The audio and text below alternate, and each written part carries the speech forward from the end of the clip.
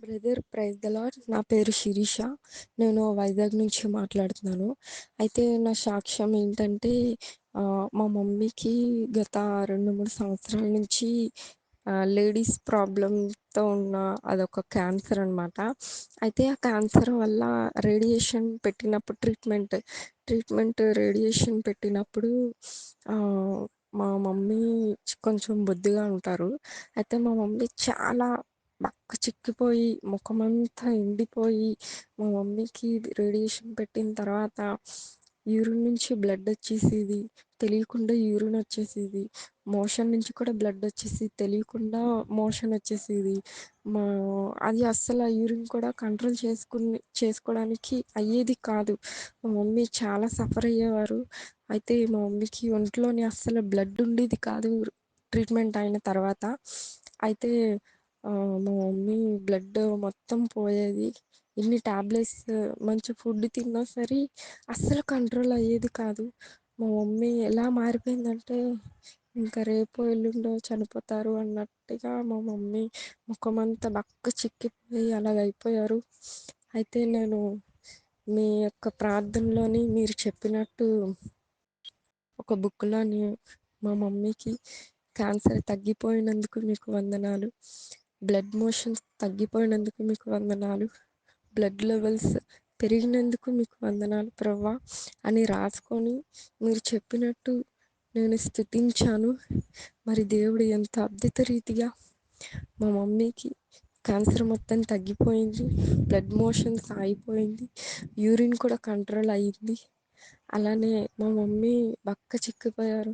కానీ ఇప్పుడు మా మమ్మీకి ముందు స్థితి ఎలా ఉండేవారో బొద్దుగా దేవుడు మళ్ళీ అలాంటి మంచి ఆరోగ్యం ఇచ్చారు.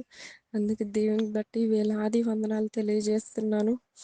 అలాగే ఇంకొకటేంటంటే మాది పల్లెటూరు. పల్లెటూరులోని రోడ్ ఎక్స్‌టెండ్ చేస్తున్నారిప్పుడు. అయితే రోడ్డు పక్కనే ఆనుకొని మాకు ఇల్లుంది. మాది ఫోర్త్ హౌస్ అనమాట. మా ఫోర్త్ హౌస్ అంటే దానికి ముందు 3 హౌసెస్ కూడాను చిన్న చిన్న ఇల్లులు. అయితే అక్కడ పెద్ద రోడ్డొస్తది. ఎక్స్‌టెండ్ చేయాలి. గోడ తీసేయాలని గవర్నమెంట్ వాళ్ళు చెప్పారు.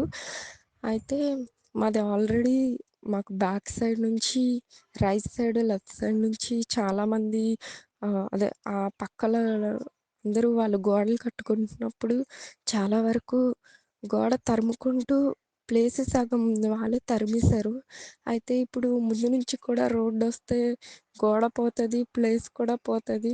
ఇంకా ఈ ప్లేస్ అంతా చాలా చిన్నదయిపోతది. మరి ఎలా ప్రభా!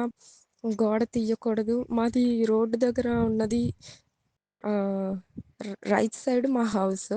అయితే లెఫ్ట్ సైడు ఏ ఇల్లులు లేవు. చాలా ఖాళీగా ఉంటది. అయితే ప్రభా! ఆహ్, రోడ్డు లెఫ్ట్ సైడ్ ఎక్కువగా పెంచాలి. రైట్ సైడ్ ఒద్దు. మరి గోడ పోతే మళ్ళీ మేము కట్టుకోలేము.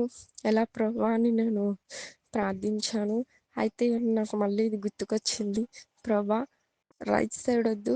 లెఫ్ట్ సైడే పెంచాలి. గోడ తీయకూడదు.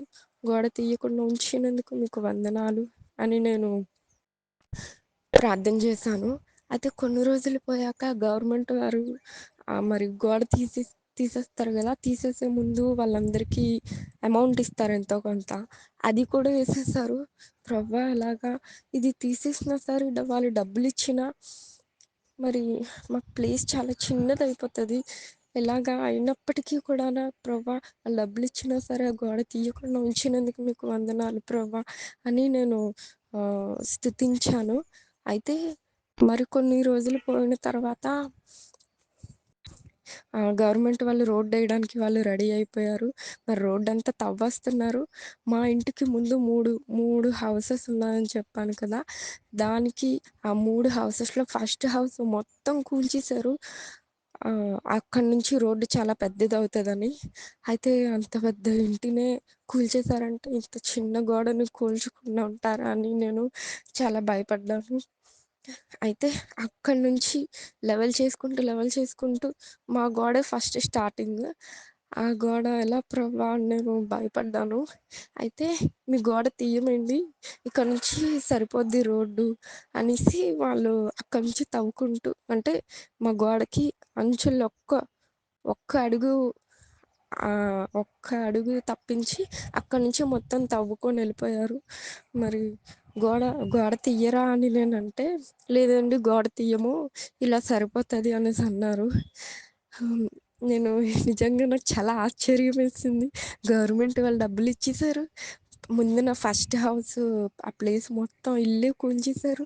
అలాంటిది గోడ తీయలేదు. నిజంగా ఎంత అద్భుతంగా ఉంది. ప్రభువా మీకు వేలాది వందనాలు తండ్రి అని ఎంత స్తుతించినా కూడా తక్కువే. వందనాలు చెప్పినా కూడా తక్కువే. మరి నేను నిజంగానే నమ్మలేకపోతున్నాను. హ్మ్. మరి బ్రదర్ నీకు నిజంగా చాలా థాంక్స్ చెప్పాలి. నాలాంటోళ్ళు కాకుండా ఇంకా అందరూ అనేక మంది 3 గంటల ప్రార్థనలో లైవ్‌లోకి రావాలి. మరి ప్రార్థించే విధానం నేర్చుకోవాలి.